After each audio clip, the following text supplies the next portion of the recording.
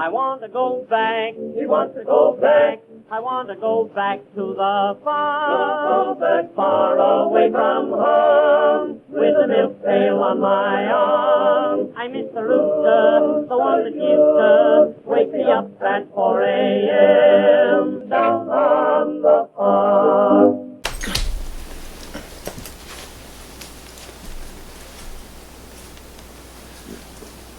Okay, there we go. Okay, are you comfortable? Here we go. I'm Scott Bame, the old farmer, and this is Mimi. She wanted to join me for this particular episode just because she likes to cuddle with me when I'm sitting down in a chair. I wanted to take a few minutes and ask everybody to at least watch a little bit of this video, because you or someone that you know may be able to be helped by this. I have a eye issue. I've got floaters in my eyes, and if I wanted to read a book or something, they would fight, focusing back and forth between one eye. Would try to focus both eyes, and the floaters are different in one eye than the other eye, so it makes it difficult for reading for enjoyment or for education or anything. I can read instructions and an article in the newspaper, but to pick up a book and read it, too much effort with my eyes fighting that I just give up. It gives me a headache, and I get a little dizzy because my eyes are trying to focus back and forth. So I found an organization, and it's with the government, federal government and state governments. And this organization, this department, actually works the way that you wish a government agency would work. Works better than most private sector companies. And let me get what we have right here. Oop, wrong one. Okay. I thought this was it.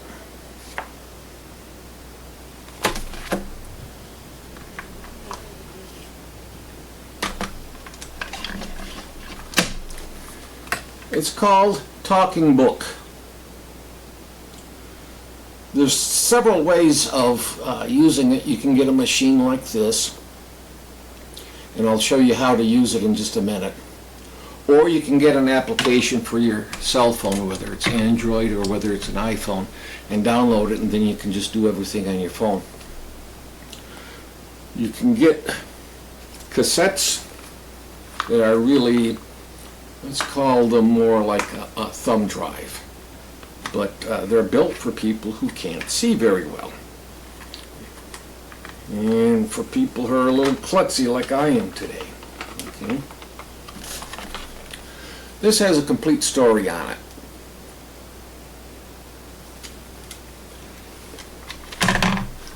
And you plug it into the machine like this. Just goes in like a cassette, plugs in, and you can start playing the particular piece. Let's turn it on. Player on. Press any button. Private Sector, a Sean Drummond mystery by Brian Haig.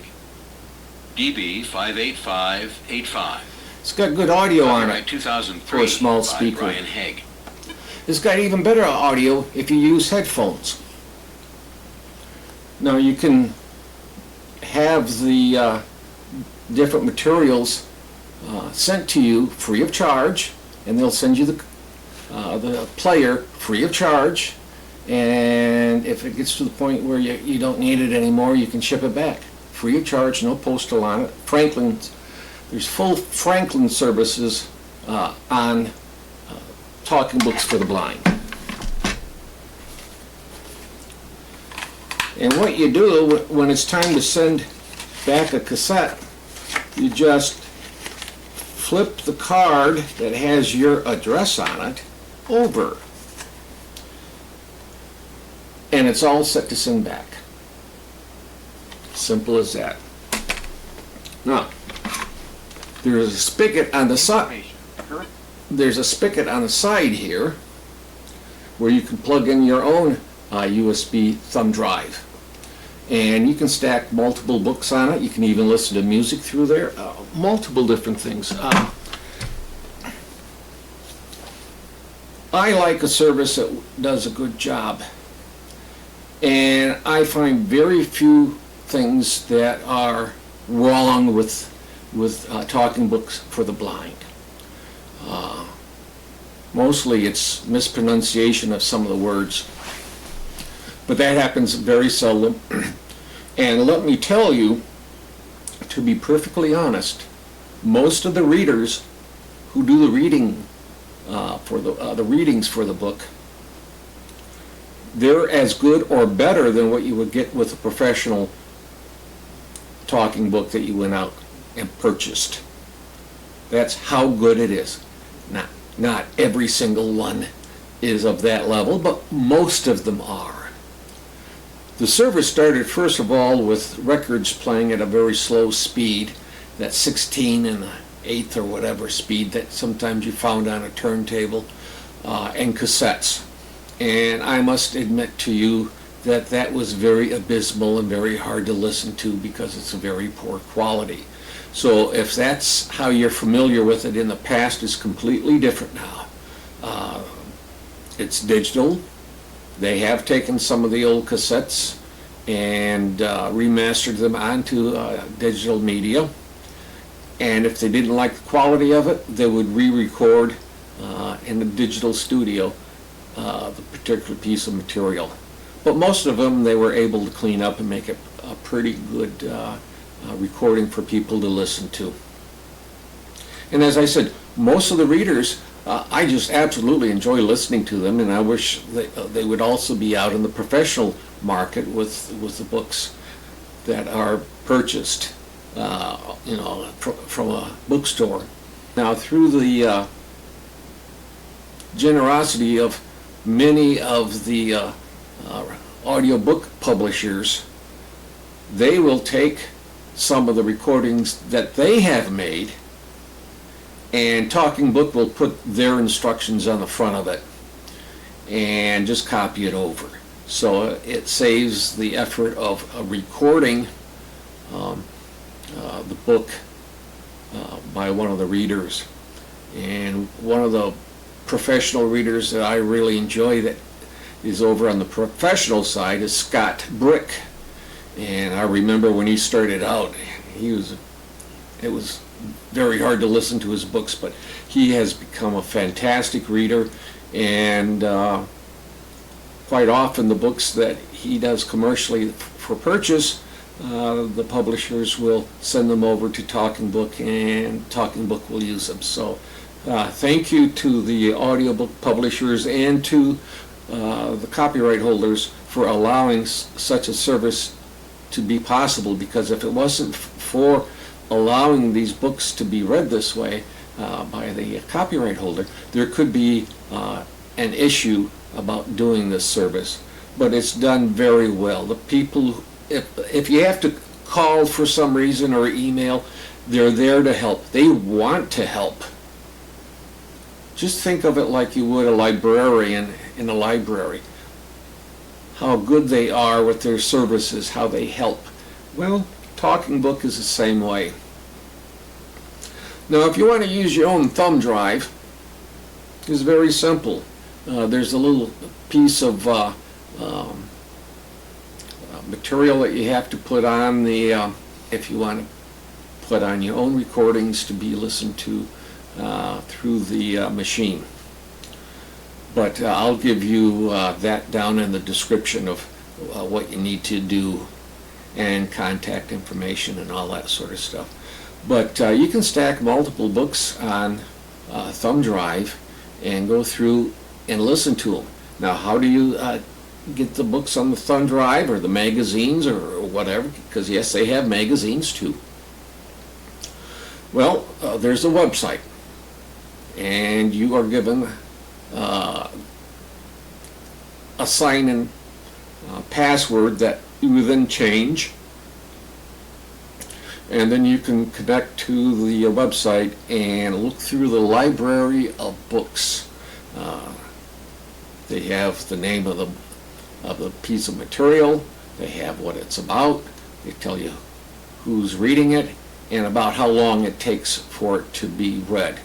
For those who have completely lost their sight and have learned Braille, there's a Braille section to it also, so you can get books with Braille on it, and there's a large selection of those too. But there's a bigger selection of the audiobooks, and they've done a very, very good job of recording them. But you sign in, and then you just kind of walk through the library of books, and when you find one, you can only download 2 at a time. The server kind of messes everything up, so you can't download correctly if you do more than 2 books at the same time. So you download a book or a magazine, and it's downloaded as a zip file. Then in your computer, you unzip the file and you put it on a thumb drive that plugs into this machine. Now, some people would say, well, anybody can then listen to these books. No, that's not true. It's in a special format with special headers on the front. And if you don't have this machine for the ones that you download this way, then she no play. It will not play unless you have the proper machine for doing it. And it's got special headers built on the file with a special format that only these machines will play. And it's the same thing for the talking book when you use your cell phone. You have to download their application, and to download the application you have to be authorized to do so. If you don't have it, then it isn't going to work, or you can't download it. I really don't know how they've done it, but because when I downloaded the app for my phone, I was qualified for having it. So it was no problem. I just signed in and downloaded the app and installed it on my phone, and it's installed quite easily. And I must admit, the first 2 rounds of the phone app was very abysmal, but then people started talking to them and saying, you know, this just isn't working. And so they went through with suggestions by people, and they cleaned up the app, and now it behaves the way that it should, and it's very simple. You download it, then you go into your little bookstore, your reading room type thing where the books are stored on your phone, and you can pick one to read. Now, you don't have to download a book that you're interested in, because you may not have the room for more than just several books on your phone. So they have a wish list. So you go through, and if you find something that you want to download later, because you're reading a book now, you don't have room for it because you've got a couple of 3 books on your phone, you put it in a wish list, and then you can go back later on and actually download from the wish list to your phone, and it only takes a few minutes. And you can even set it up so if you have Wi-Fi, that it goes through the Wi-Fi connection rather than through your cell phone, in case you have metered minutes. So it's they've thought of everything on it, and as I said, the quality of the recordings for 80-90% of them are as good or better than what you would get with a professional book. And that is impressive. Every time I talk to these people, because I have a question, every time I talk to these people, if I have a question or something, I always praise them and thank them and jokingly say, keep it up and you're going to give the government a good name. All the government agencies should behave the way that the National Talking Book and the State Talking Book people behave. I'm proud to know these people, and being someone that is very anal retentive on how procedures should be done. I don't see how they could be any better than they are now. And I don't think I've said that about any business or any government agency before. These folks are just about where they're supposed to be. And also, this isn't it, I thought it was, and I picked up the wrong one. So I'll just they send out a catalog if you want to look through a catalog. And each piece of material has a number on it, so you can search by the number or by the name or by the author or by topic or subject. Or you can call them up and ask them to ship it off to you. For this presentation, I called up and I asked to have one of these sent out. But you get a catalog if you want one, and it will have materials that you can check out. They also have a newsletter. Sometimes they have events where people can get together. Very conscientious people. I think you like dealing with them. So, who are the people that can use this? Well, if you have difficulty reading, that's pretty much a qualification on it. If you have arthritis, if you have problems with your eyes, if you're a quadriplegic, or if you are having eye surgery or have a mobility problem where it's hard for you to hold a book, pretty much anything that makes it so it's difficult for you to read a book or magazine. The application's online. It's very simple. You download the application. It's a PDF. You fill it out. You print it out. And then you have someone who's an official within your community sign it. And who are the people qualified for signing? Well, you're a religious leader of your church, synagogue, or mosque. A nurse, maybe a librarian, a magistrate, someone that holds some authority and deals with responsibility. And the only disqualifying thing is it can't be a relative doing it for you. So if Mrs. Old Farmer Marty gets to a point where she needs one of these talking books, I can't help her get it. I can fill out the form for her, but we would have to find someone qualified, such as a nurse or the doctor or some such thing. An official individual with responsibilities within the community. And they can sign it, and they just put down what their qualifications are, because it's like a proctor for a test. They want someone who can take responsibility so that the system isn't abused. Because it's absolutely free. It doesn't cost a dime to ship things in, to ship things out, to download, or anything. It's absolutely free. And it would step on the copyrights of the materials if someone who is not qualified to use it uses it. For example, if a teenager with no issues with reading gets signed up for it, then that's abusing the service, that's abusing the copyrights, and I think there's legal consequences that could happen. So if you need it, or if someone that you know needs it,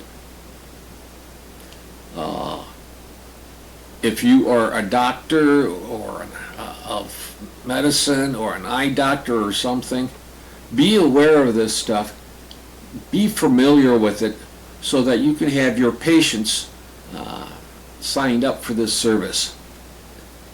Because I know that I would not be reading for pleasure anymore. I would only be reading instructions, maybe one article in the newspaper, and that would be it. I wouldn't read anymore because it would be just too much effort for my eyes. Now this is close up. I have problems close up like this.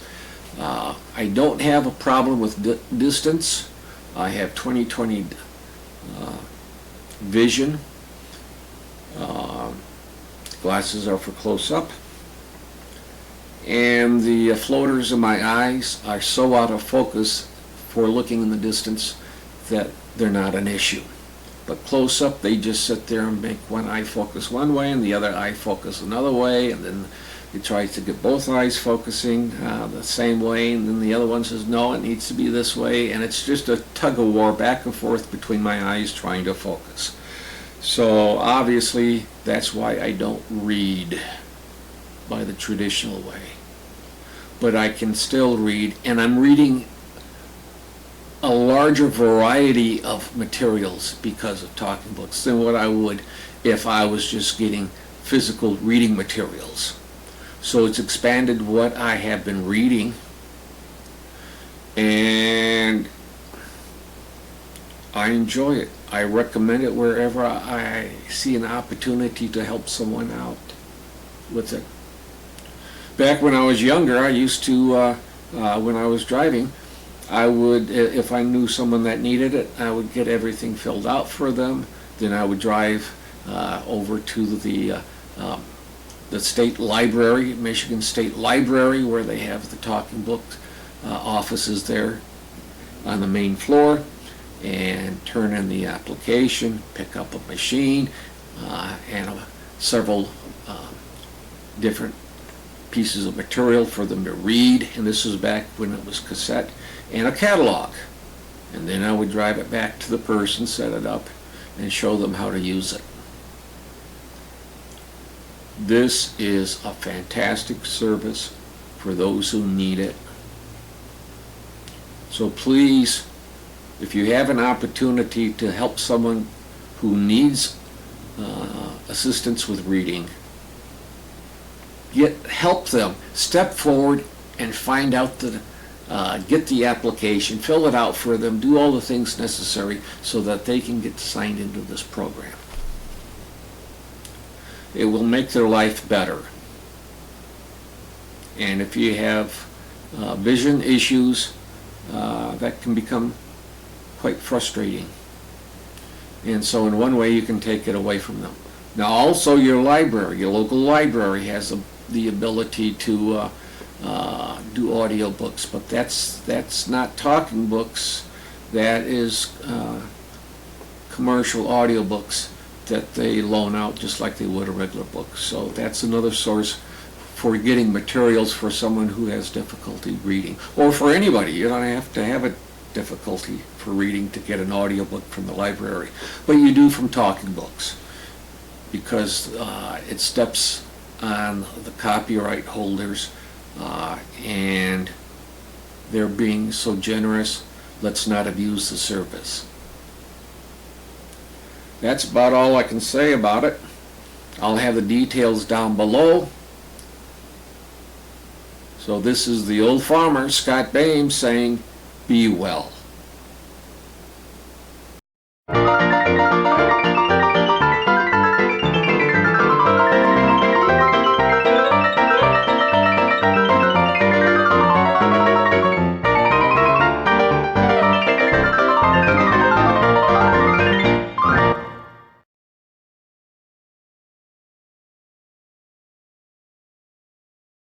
Be strong, be of good courage. God bless America. Long live the Republic. Down on the farm.